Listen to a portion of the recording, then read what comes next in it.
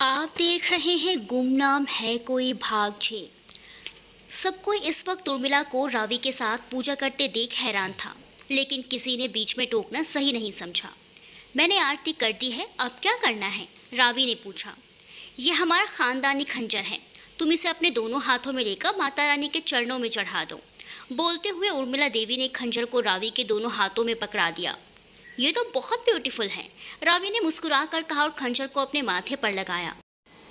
इसके बाद उसने उसे माता रानी के चरणों पर चढ़ा दिया। ऐसा करते उर्मिला देवी ने उसके दोनों हाथ अपने हाथों में लेकर देखे। रावी के किसी प्रकार की चोट नहीं लगी थी। उसके हाथों को सही सलामत देखकर उर्मिला देवी ने राहत की सांस ली और अपने मन में कहा, शुक्र है ये लड़के चंद्रवंशी नहीं हैं। उन्होंने रावी को जाने को कहा और फिर नंदिनी की तरफ देखा। दीदी, आप इस वक्त कौन सी पूजा कर रही हैं? जानकी ने हैरानी से पूछा। साक्षी ने भी उसकी बात पर हामी भरते हुए कहा, जहाँ तक हमें याद है आप सुबह पूजा कर चुकी हैं, फिर इस वक्त?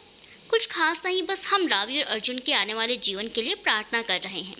ज़रूरी नहीं भगवान को किसी विशेष समय पर याद किया जाए, उर्मिला देवी ने जवाब दिया। उनकी बात सुनकर अर्जुन सहित नंदिनी के चेहरे पर गुस्से के भाव थे।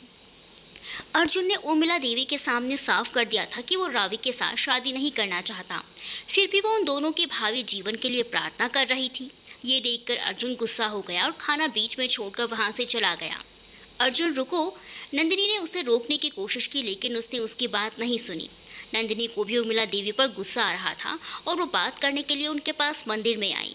आंटी, मुझे आपका समझ नहीं आता, कभी तो आप अर्जुन से इतना प्यार से बात करती हैं और कभी सब सच जानने के बावजूद उसकी इच्छा के खिलाफ उसकी शादी करवाना चाहती हैं। नंदिनी उनके पास जाकर बोली, हम जो कर रहे हैं अपने बेटे की भलाई के लिए कर रहे हैं, उर्मिला देवी ने सख्त आवाज़ में जवाब दिया। इन सब में अर्जुन की भलाई हो भी कैसे सकती है? अगर उसकी शादी रावी से हो गई तो वो पूरी उम्र घुट घुट कर रहेगा। हम इस बारे में बाद में बात करेंगे, अभी तुम माता रानी के मंदिर में आई हो, इनसे प्रार्थना कर लो, देख लो शायद ये तुम्हारी और तुम्हारे अर्जुन की बात सुन लें। उर्मिला देवी ने बड़ी सफाई से नंदिनी की बात को टाल दिया। नंदिनी ने भी आगे बहस करना सही नहीं समझा। उसने माता रानी के सामने हाथ जोड़कर मन ही मन प्रार्थना करने की बजाय जोर से बोलकर कहा, देवी माँ, प्लीज़ आप इस घर के लोगों को सद्बुद्धि दीजिए, ताकि उन्हें समझ आ जाए कि किसी के साथ जोर ज़बरदस्ती करके उसके नए जीवन की शुरुआत नहीं की जा सकती। बोलते हुए नंदिनी ने उर्मिला देवी की तरफ देखा। उर्मिला देवी ने उसकी बात का कोई जवाब नहीं दिया। तभी नंदिनी की नज़र वहाँ पड़े खंजर पर पड़ी। वो क्या है? क्या मैं उसे देख सकती हूँ? उसने उर्मिला देवी से पूछा, जिस पर उर्मिला देवी ने पलकें झपकाकर हामी भरी। नंदिनी उस खंजर को हाथ में लेकर देखने लगी, लेकिन अगले ही पल खंजर ने उस पर हमला बोल दिया और उसका हाथ लहूलुहान था। आ! नंदिनी दर्द से चिल्लाई। उर्मिला देवी ने जल्दी से उसके हाथ से वो खंजर छीना और वापस उसे माता रानी के चरणों में रख दिया। उस पर लगा खून छट से गायब हो गया और वहाँ बिल्कुल पहले की तरह चमकने लगा, मानो उसने उस खून को पी लिया हो। वही नंदिनी के हाथों में खून देखकर उर्मिला देवी परेशान हो गई। हमारा शक सही निकला, इसका मतलब ये लड़की चंद्रवंशी है, तभी इसे वो सब सपने आती हैं। बड़े दादा साहब ने कहा था कि रात को उस महल की चंद्रवंशी बहुएं जागृत हो गई थी, तो क्या रात को अर्जुन नंदिनी के साथ था? उर्मिला देवी के मन में हजारों सवाल चल रहे थे। वहीं नंदिनी के हाथ में चोट लगी देखकर सब दौड़कर उस तरफ आए। सब अचानक कैसे हुआ? साक्षी ने नंदिनी के हाथ को देखकर कहा, उसको चोट पर लगा घाव काफ़ी गहरा था। दर्द के मारे नंदिनी की आंखों में आंसू थे। तुम चलो, हम किसी डॉक्टर के पास चलते हैं, कहीं इन्फेक्शन ना हो जाए, हेजल ने कहा। मैं डॉक्टर को कॉल करके यहीं बुला लेता हूँ। रुको, मैं इसके हाथ पे रुमाल बांध देता हूँ ताकि खून बहना बंद हो जाए। कार्तिक ने अपने पॉकेट से रुमाल निकाली और नंदिनी के हाथ पे बांध दी। नंदिनी के चोट लगने की वजह से सब लोग काफ़ी परेशान हो गए। वो उसे लेकर बाहर आए, सबको उसे घेर कर खड़े थे और कार्तिक डॉक्टर को कॉल कर रहा था। उर्मिला देवी अभी भी मंदिर में हैरान परेशान खड़ी थी। उसे समझ नहीं आ रहा था कि वो क्या प्रतिक्रिया दे। तभी पार्थ की नज़र उस खंजर पर पड़ी जिससे नंदिनी को चोट लगी थी। वो मंदिर में गया और उसे उठाकर कहा, आपको इस तरह की चीज़ें ऐसे खुले में नहीं रखनी चाहिए। किसी अचानक पार्थ दर्द से चिल्लाया। उसका हाथ भी बिल्कुल नंदिनी के हाथ की तरह लहूलुहान हो गया था। उसके चीखने पर सबका ध्यान उसकी तरफ गया। पार्थ को चोट लगने पर उन्नति काफ़ी घबरा गई और वो दौड़कर उसके पास आई। तुम्हें ध्यान रखना चाहिए पार्थ, वो थी इसे हाथ में लेने की। वो जल्दी से पार्थ को बाहर लेकर आई और उसके घाव पर रुमाल बांधने लगी। खंजर से उन दोनों के हाथों में लगी चोट देखकर उर्मिला देवी ने माता रानी की मूर्ति की तरफ देखी और कहा, ये कैसी अनहोनियों का संकेत है माता रानी। जहाँ पिछले सालों में चंद्रवंशियों का नामो निशान नहीं मिल रहा था, वहीं अब महल में खुद चलकर 2 चंद्रवंशी अपने आप आ गए हैं। मुझे कैसे भी करके इन दोनों की जान बचानी होगी। उर्मिला देवी ने खंजर को वापस लिया और अपने कमरे में उसे वापस रखने चली गई। उर्मिला उस खंजर को वापस अलमारी में रख रही थी। ये दोनों उन्नति के दोस्त हैं और दोनों ही बाहर से आए हैं। फिर ये चंद्रवंशी कैसे हो सकते हैं? उर्मिला ने खुद से कहा। उनके सच के बारे में पता लगाने के बाद उर्मिला और भी परेशान हो गई थी और उसके दिल की धड़कनें बढ़ी हुई थी। बड़े दादा साहब को इस बारे में पता चला उससे पहले मुझे उन दोनों को यहाँ से भेजना होगा। अगर अर्जुन और रावी की शादी हो गई तो ये सच सामने आ ही जाएगा कि रावी चंद्रवंशी नहीं है। रावी को कोई खतरा नहीं है। इसीलिए मुझे कैसे भी करके अर्जुन को इस शादी के लिए कन्विंस करना होगा। अर्जुन की एक बार शादी हो गई तो बाद में वो उसे डाइवोर्स दे सकता है। भव्य बड़ा होगा तब तक चीज़ें काफ़ी हद तक बदल जाएंगी। माता रानी प्लीज़ हमारी मदद कीजिए। उर्मिला परेशानी में जल्दी जल्दी खुद से बातें कर रही थी। उसने खुद को संभालने किया और नीचे आई। उर्मिला नीचे आई तो उसने देखा अर्जुन अभी भी वहाँ पर मौजूद नहीं था। नीचे डॉक्टर आ चुका था। उसने नंदिनी और पार्थ की ड्रेसिंग कर दी थी। उर्मिला उनके पास जाकर बोली, आप दोनों ठीक तो हैं? ये सवाल आप अब पूछ रही हैं आंटी? जब डॉक्टर यहाँ थे तब आप कहाँ गायब हो गई थी? और आप ही की वजह से नंदू और पार्थ को चोट लगी है, हेजल ने गुस्से में जवाब दिया। नंदिनी के चोट लगने की वजह से वो काफ़ी परेशान थी। हेजल मैं ठीक हूँ, नंदिनी ने उसे चुप कराने के लिए कहा। आई एम सॉरी आंटी, मुझे चोट लगने की वजह से हेजल गुस्सा हो गई, वरना आपके साथ बदतमीज़ी करने का उसका कोई इरादा नहीं था। हम समझ सकते हैं। अगर आप लोग बेहतर महसूस कर रहे हैं तो हमें आप तीनों से कुछ बात करनी है, उर्मिला ने जवाब दिया। लेकिन बड़ी माँ, आपने देखा ना अभी भी पार्थ और नंदू को चोट लगी है। डॉक्टर ने उन्हें आराम करने को बोला है। उन्नति ने बात को टालना चाहा। उन्नति, हमें आपसे भी बात करनी है, वो भी अभी। आप चारों अभी हमारे कमरे में आइए, कहकर उर्मिला अपने कमरे में जाने लगी। उनका बर्ताव देखकर लोगों को बहुत अजीब लगा। साक्षी ने कहा, माँ कई बार बहुत स्ट्रेंज बिहेव करती हैं। उनकी वजह से मेहमानों को चोट लग गई और उन्होंने एक बार भी सॉरी नहीं कहा। ऊपर से बात करने का फरमान अलग से सुना दिया। हाँ, और आज दोपहर वाली पूजा तो सच में अजीब थी। जानकी ने उसकी हाँ में हाँ मिलाते हुए कहा, कोई बात नहीं, हम देख लेंगे, नंदिनी ने कहा और इशारे से उन तीनों को ऊपर जाने के लिए कहा। उन्नति काफ़ी घबराहट महसूस कर रही थी। उसने ऊपर जाते समय अपने दोस्तों से धीमी आवाज़ में कहा, कहीं बड़ी माँ को मेरे और पार्थ के रिलेशन को लेकर शक तो नहीं हो गया ना? अर्जुन भैया भी कहीं दिखाई नहीं दे रहे। तुम अर्जुन से कोई उम्मीद मत रखो उन्नति, वो खुद के लिए भी कुछ नहीं कर पा रहा, हेजल ने आंखें तरेर कर कहा। अगर उन्हें ऐसा कुछ पता चल ही गया है तो मैं सब संभाल लूँगा। पार्थ ने उसका हाथ पकड़ा और कहा। वो चारों बातें करते हुए उर्मिला के कमरे में पहुंचे। उर्मिला उन लोगों के इंतजार में कमरे में इधर उधर चहलकदमी कर रही थी। जैसे ही वो तीनों अंदर आए, उर्मिला ने अंदर से दरवाज़ा बंद कर दिया। ये कुछ ज़्यादा ही सस्पेंस क्रिएट नहीं कर रही, हेजल ने बिल्कुल धीमी आवाज़ में कहा। उर्मिला दरवाज़ा बंद करके वापस उनके सामने थी। वो चारों लाइन से उसके आगे खड़े थे और इस बात का अंदाज़ा लगा रहे थे कि उर्मिला ने उन्हें यहाँ क्यों बुलाया होगा। उन्नति, मैं तुम्हारे दोस्तों के बारे में जानना चाहती हूँ। तुमने इनका नाम तो बता दिया और साथ ही ये भी कि ये लंदन से आए हैं, लेकिन उनकी फैमिली बैकग्राउंड के बारे में कुछ नहीं बताया। उर्मिला के कहते ही उन्नति की घबराहट और बढ़ गई। उसके चेहरे से साफ नजर आ रहा था कि वो उर्मिला की बातों का जवाब देते वक्त हड़बड़ा जाएगी। नंदिनी ने बात को संभालते हुए कहा, तो क्या हुआ आंटी, आपके कुछ जानना है तो आप हमसे अब पूछ लीजिए। लाइन की शुरुआत में सबसे पहले हेजल खड़ी थी। उसने अपना परिचय देते हुए कहा, नाम तो आपको मेरा पता ही होगा। मेरी मॉम इंडियन है और एक डॉक्टर भी। मेरे डैड लंदन से ही हैं, वो भी डॉक्टर हैं। वो दोनों कॉलेज के सेम बैच से थे और तभी उन दोनों को एक दूसरे से प्यार हो गया और दोनों ने शादी कर ली।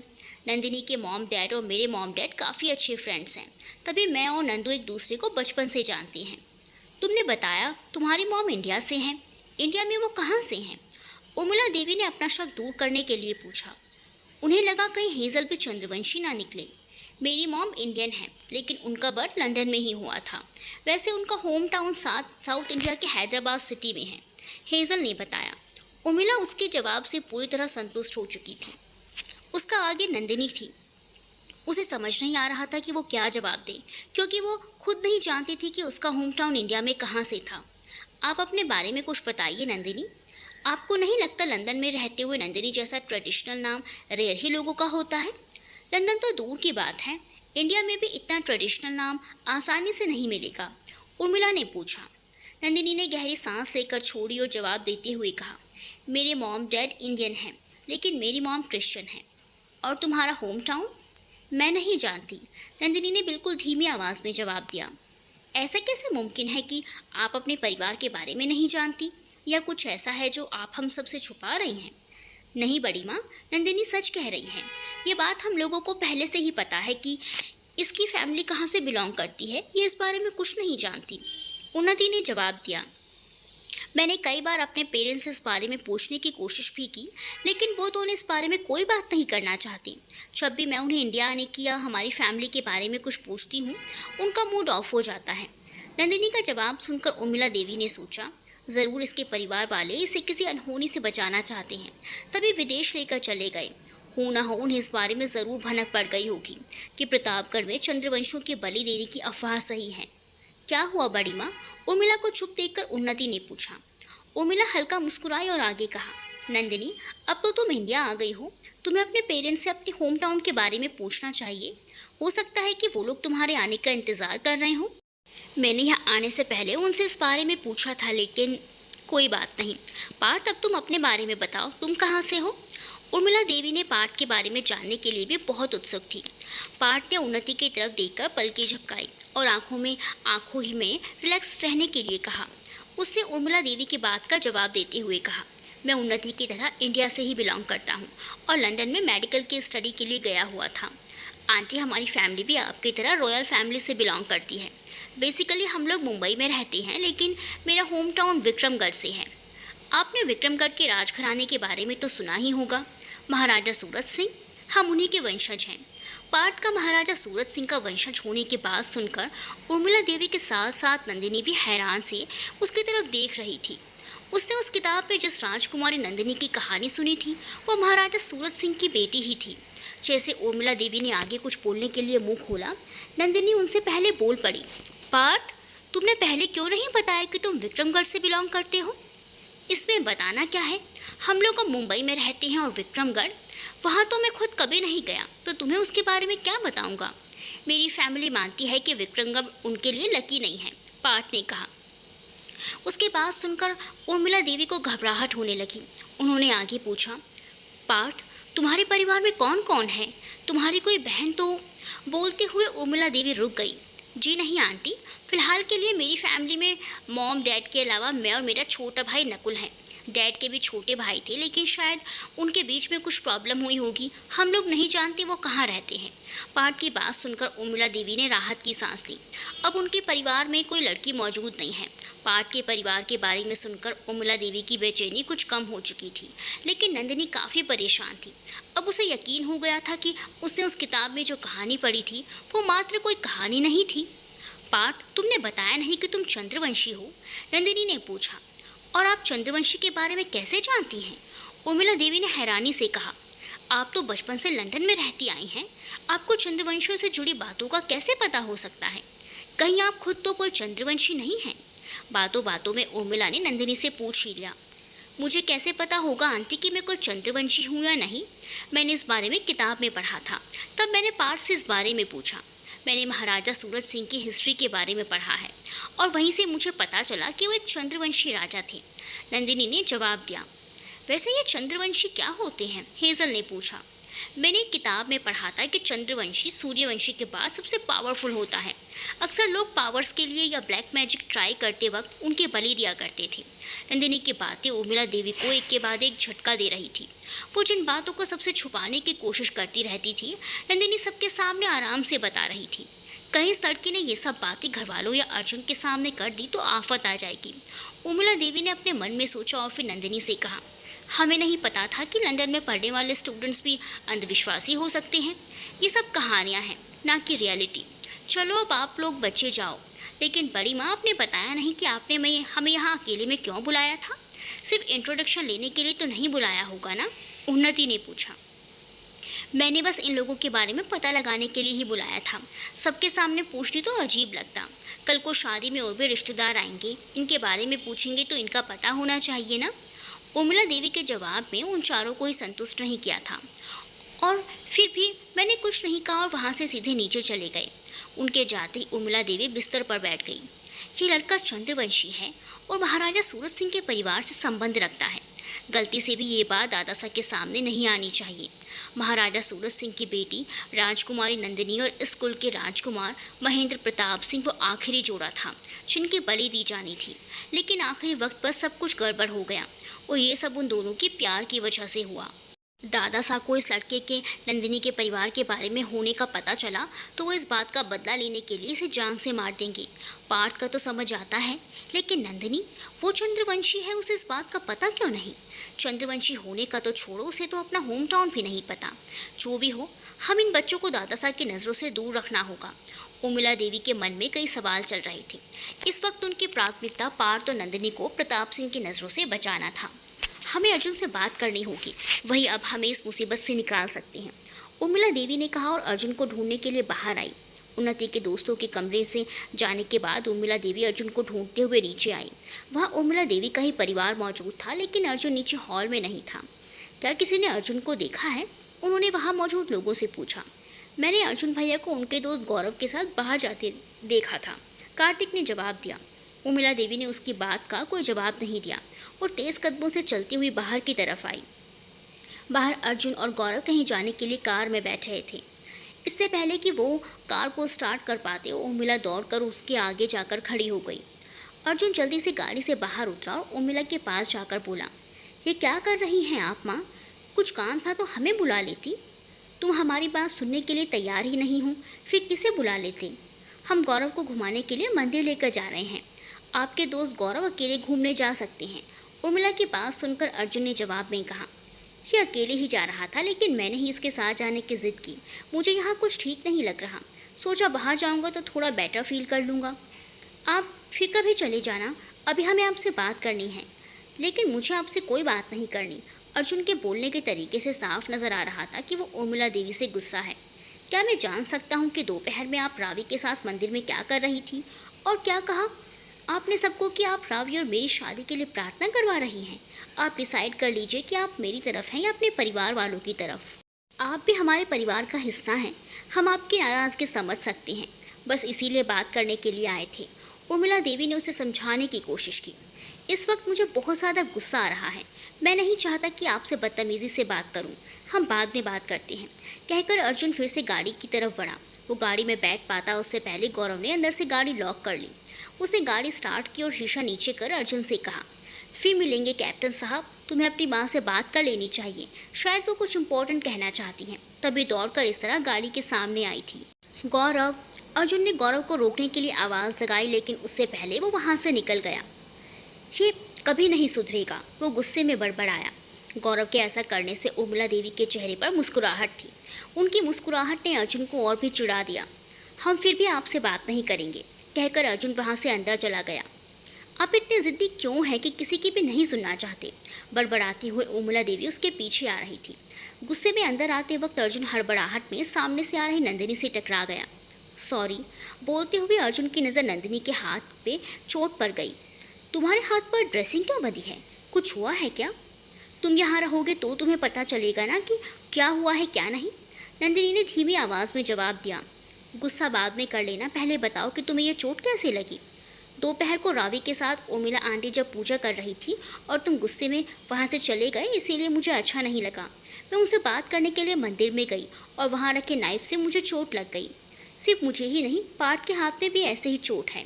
पता नहीं आजकल माँ को क्या हो गया है, उन्हें पता भी नहीं चलता कब उनकी हरकतों और बातों से सामने वाले को चोट पहुँच जाती है, अर्जुन ने खोए हुए स्वर में कहा। उर्मिला देवी उनके पीछे ही थी और छिपकर उनकी बातें सुन रही थी। हम किसी को चोट नहीं पहुंचाना चाहते, बल्कि हम तो तुम्हें और इन सबको एक बहुत बड़े खतरे से बचाना चाहते हैं, उर्मिला ने अपने मन में सोचा। उसकी आंखें नम थी। हमें बहुत तकलीफ़ होती है अर्जुन, जब आप हमें गलत समझते हैं। मुझे चोट आंटी की वजह से नहीं, बल्कि मेरी लापरवाही की वजह से लगी थी।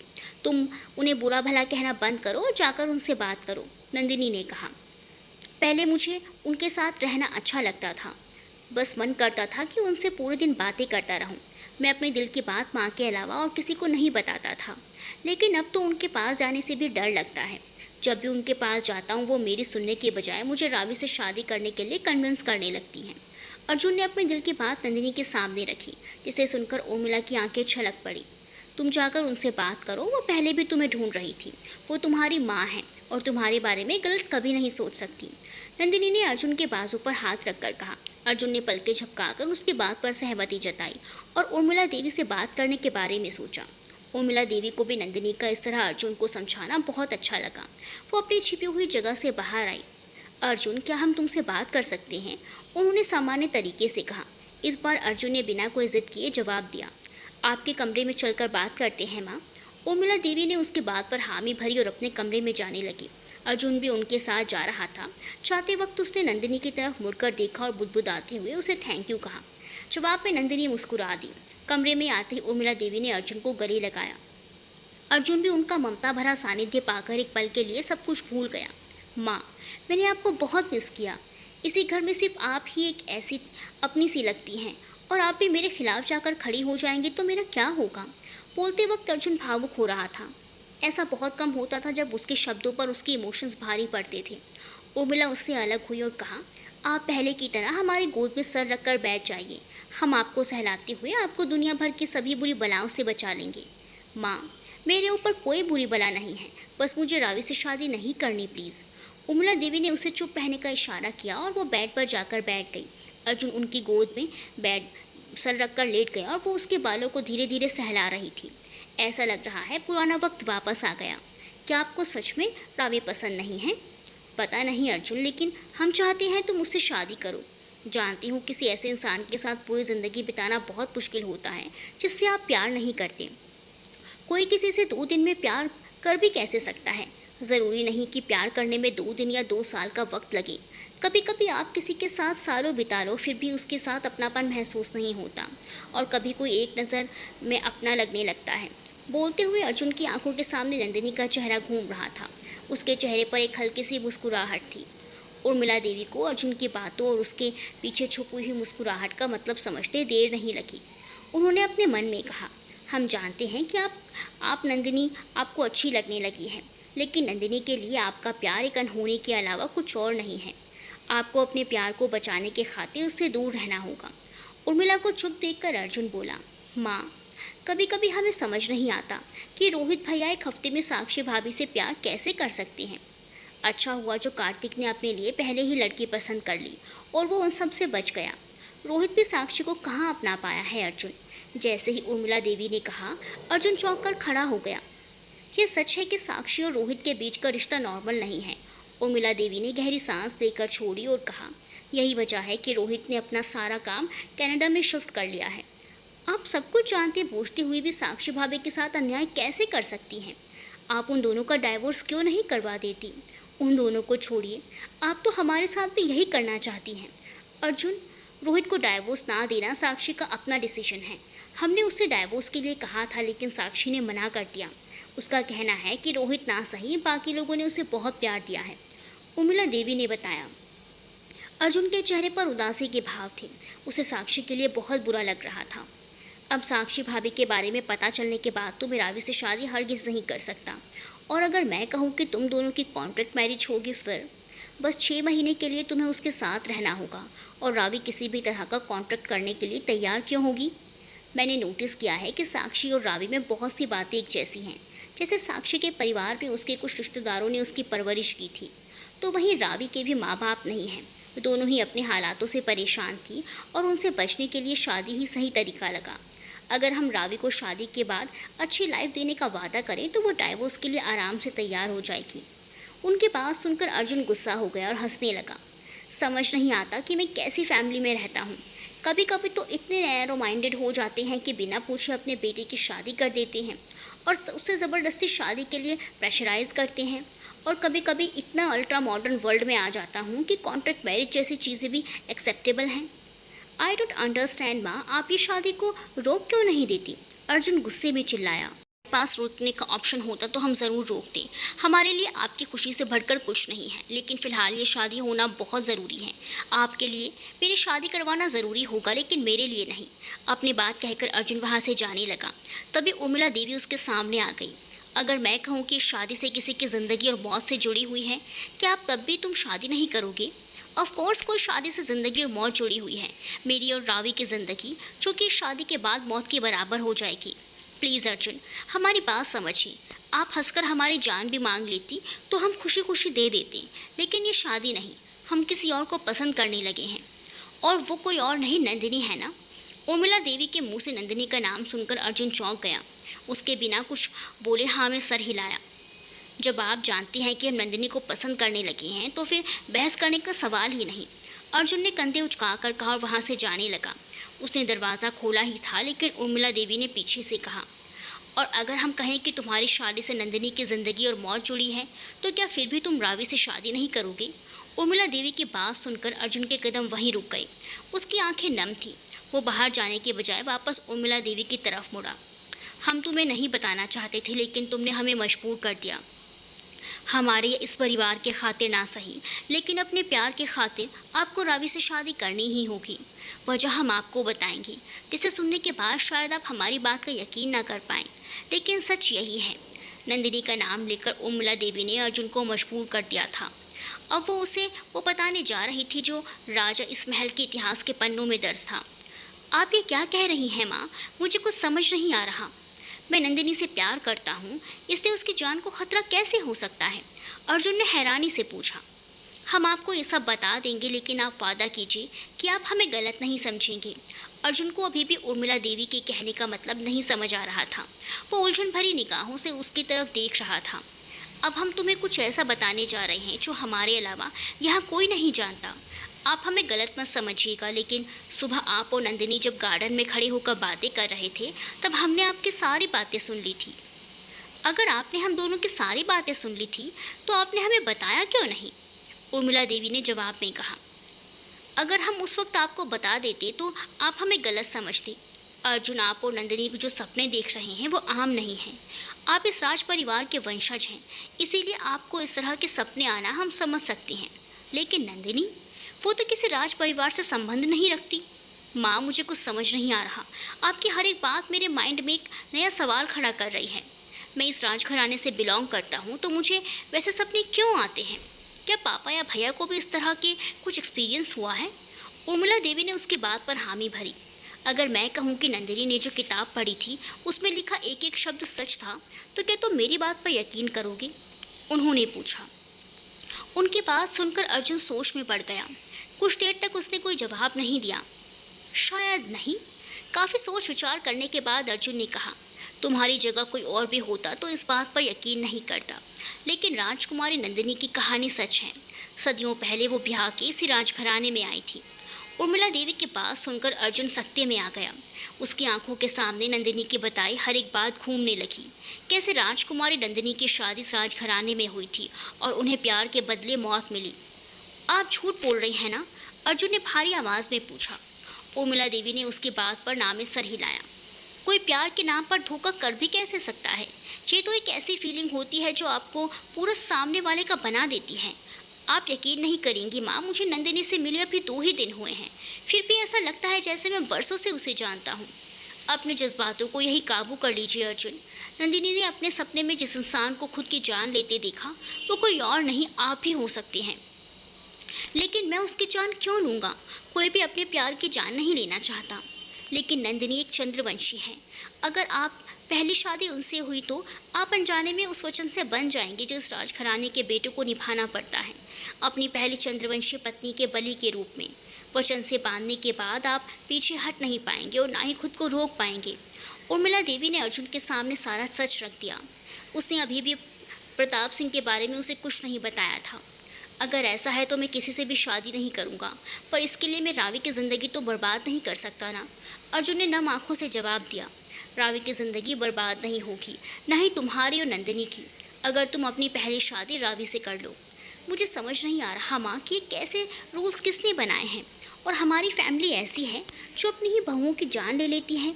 आई विश कि मैं ये शादी अटेंड करने आया ही नहीं होता। अर्जुन की आंखों में आंसू थे। उर्मिला देवी ने उसे गले लगाया और सहलाने लगी। क्या हम जान सकते हैं कि ये बलि और बाकी सब चीज़ें क्यों की जाती हैं? हम नहीं जानते। उर्मिला देवी ने अर्जुन से झूठ बोला। ऐसा तो हो नहीं सकता माँ कि आप कुछ ना जानती हूँ। जहाँ आपको इतना पता है वहाँ इस बारे में भी पता ही होगा। आखिर ये खेल किसने शुरू किया? हमें जितना पता था तुम्हें बता दिया।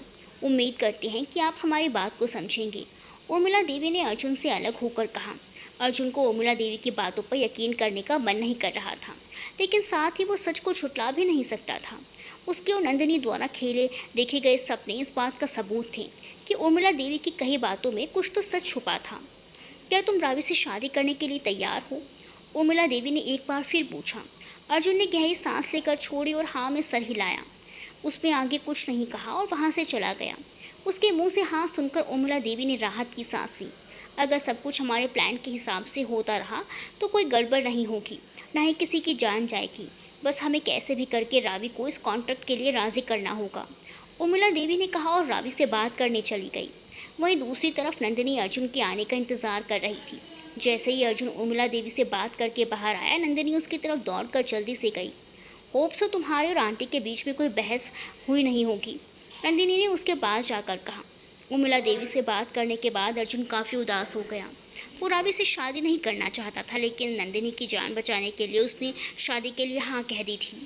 चुप देखकर नंदिनी ने फिर से पूछा, क्या हुआ? अब तुम कुछ बोल क्यों नहीं रहे हो? तुम इतने सैड क्यों हो? आंटी ने कुछ कहा क्या? डोंट वरी, वो तुम्हारे साथ ज़बरदस्ती नहीं कर सकती। कोई और तुम्हारा साथ दे या ना दे, मैं तुम्हारे साथ हूँ। बोलते हुए नंदिनी ने अर्जुन का हाथ पकड़ा, लेकिन अर्जुन ने नंदिनी के हाथ को दूर झटक दिया। मुझे किसी की ज़रूरत नहीं है, मैंने रावी से शादी करने के लिए हाँ कह दी है, अर्जुन ने जवाब दिया और वहाँ से चला गया। नंदिनी उसके बर्ताव को देखकर सकते में आ गई। कहीं इसने सबके प्रेशर में आकर हाँ तो नहीं कही? ये उर्मिला आंटी भी ना समझती नहीं है, बस अपनी ज़िद पकड़ कर बैठी हैं। मुझे अर्जुन को समझाना होगा, वो इस तरह अपनी लाइफ बर्बाद नहीं कर सकता। अर्जुन के रूड बिहेवियर के बावजूद नंदिनी उसके पीछे दौड़ कर गई। मुझे समझ नहीं आ रहा मैं तुम्हारे सामना कैसे करूँ। काश मैं तुम्हें अपनी मजबूरी बता पाता। सोचा नहीं था कि 2 ही दिनों में किसी से इतना प्यार हो जाएगा कि उसके लिए कुछ भी कर गुजरने के लिए तैयार हो जाऊंगा। अर्जुन अपने ख्यालों में खोया हुआ चल रहा था, तभी नंदिनी दौड़कर उसके सामने आई। आई नो अभी हम दोनों के बीच इतनी अच्छी बॉन्डिंग नहीं है, लेकिन थोड़ा टाइम तो सही हमने साथ में स्पेंड किया है। इतने टाइम में मुझे ये तो समझ आ गया कि तुम बहुत समझदार हो और कोई भी ऐसा डिसीजन नहीं लोगे जिससे सामने वाले की लाइफ बर्बाद हो। फिर तुम रावी से शादी करने के लिए हाँ कैसे कह सकती हो? नंदिनी ने एक एक करके उसके सामने सवालों की झड़ी लगा दी। मैंने रावी से बात की, वो मुझे अच्छी लगी, अर्जुन ने बिल्कुल धीमी आवाज़ में जवाब दिया। तुम्हें तो ठीक से झूठ भी नहीं बोलना आता। देखो कैसे नजरें चुरा रहे हो और तुम्हारी आंखें भी नम। तुम रो रहे हो? नंदिनी के पूछते ही अर्जुन के दिल का दर्द बाहर आने लगा। उसने कसकर उसे गले लगा लिया। प्लीज़ मुझे कभी छोड़कर मत जाना, अर्जुन ने भावुक होकर कहा। मैं कहीं नहीं जा रही तुम्हें छोड़कर, लेकिन हुआ क्या है मैं अभी तुम्हें कुछ नहीं बता सकता। क्या तुम थोड़ी देर मेरे साथ रहोगी? मुझे बहुत लॉनली फील हो रहा है। नंदिनी ने उसकी बात पर हामी भरी और उसके साथ महल की छत पर चली गई। रात का वक्त होने की वजह से सब खाना खाकर सोने चले गए थे। अर्जुन ने नंदिनी का हाथ पकड़कर ऊपर बैठा था और एक तरफ देखे जा रहा था। पता नहीं इसके साथ ऐसा क्या हो गया जो ये इतना ब्रोकन फील कर रहा है। उस वक्त मैं इससे कुछ पूछ भी नहीं सकती। कभी सोचा नहीं था कि इतने कम वक्त में तुम्हारे साथ एक अलग ही अटैचमेंट हो जाएगा। सोचते हुए नंदिनी ने अर्जुन की तरफ देखा। उसकी आंखें बंद थी और वो दीवार का सहारा लेकर लेटा था। लगता है ये सो गया। नंदिनी उससे अपना हाथ छुड़ाने की कोशिश की, लेकिन अर्जुन ने उसका हाथ कसकर पकड़ रखा था। मैं तुम्हें छोड़कर कहीं नहीं जाऊंगी, नंदिनी ने बिल्कुल धीमी आवाज़ में कहा और अर्जुन के कंधे पर सर रखकर लेट गई। सबके सो जाने के बाद उर्मिला देवी रावी से बात करने के लिए उसके कमरे में गई। उर्मिला देवी कमरे का दरवाज़ा खटखटाया तो रावी ने बिना देर लगाए कमरे का दरवाज़ा खोल दिया। लगता है तुम अभी तक सोई नहीं थी, उर्मिला देवी ने अंदर आते हुए कहा। खाने के वक्त आपसे मुझे कुछ बात करने के लिए कहा था ना, मैं बस आपके ही इंतज़ार कर रही थी माँ। तुम्हारे मुँह से माँ सुनकर अच्छा लगा। अर्जुन भी हमें माँ ही कहता है, उर्मिला देवी ने उसके सर पर हाथ फेर कर कहा। रावी मुस्कुरा दी। उर्मिला को समझ नहीं आया कि वो बातचीत की शुरुआत कहाँ से करे। उन्हें चुप देखकर रावी ने पूछ ही लिया, आपको मुझसे क्या बात करनी थी? क्या तुम्हें अर्जुन पसंद है? उर्मिला देवी के पूछते ही रावी ने मुस्कुराकर गर्दन नीचे की और हाँ में सर हिलाया। और अगर मैं कहूँ कि अर्जुन तुम्हें पसंद नहीं करता तो क्या तुम फिर भी उससे शादी करना चाहोगी? हमें मिले अभी तक वक्त ही कितना हुआ है। प्यार को एक दिन में थोड़ी ना हो जाता है। ऊपर से हमारी अरेंज मैरिज हो रही है। जैसे जैसे एक दूसरे को जानेंगे हमें प्यार भी हो जाएगा और अर्जुन जी मुझे पसंद करने लगेंगे। रावी का जवाब सुनकर उर्मिला परेशान हो गई। मुझे तुम्हारा दिल तोड़ते हुए अच्छा तो नहीं लग रहा, लेकिन अर्जुन किसी और से प्यार करता है। उर्मिला देवी की बात सुनकर रावी उदास हो गई।